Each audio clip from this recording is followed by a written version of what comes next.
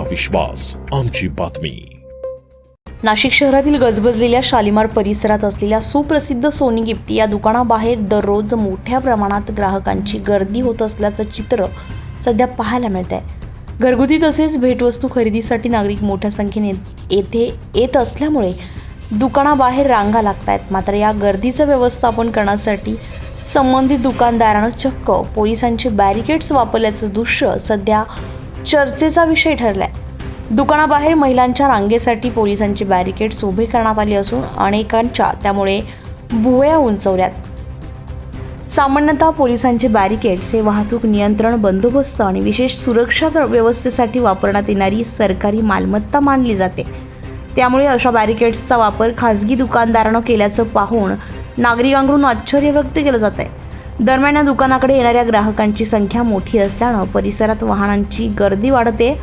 दुकानासमोर दुचाकी आणि चारचाकी वाहने उभी राहिल्यामुळे शालिमार परिसरातील रस्त्यावर अनेकदा वाहतूक कोंडी निर्माण होत असल्याची तक्रार स्थानिक नागरिक आणि वाहनधारकांकडून केली जाते.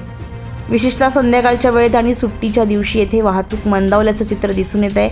त्यामुळे परिसरातून जाणाऱ्या वाहनधारकांना मोठ्या अडचणींना सामोरं जावं लागतंय.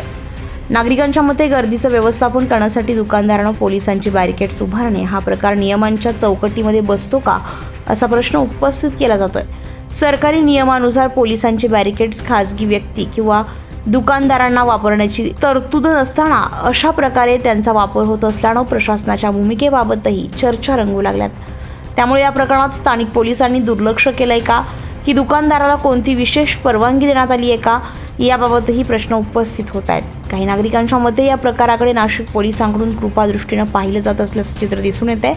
दरम्यान या संपूर्ण प्रकरणाची दखल घेऊन प्रशासनानं योग्य ती चौकशी करावी आणि वाहतूक कोंडीस कारणीभूत ठरणाऱ्या प्रकारांवर कारवाई करावी अशी मागणीही स्थानिकांकडून केली जाते.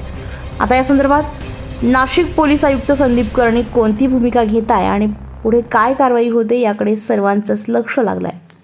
ब्युरो रिपोर्ट, आपलं शासन, नाशिक. आपलं शासन, तुमचा विश्वास, आमची बातमी.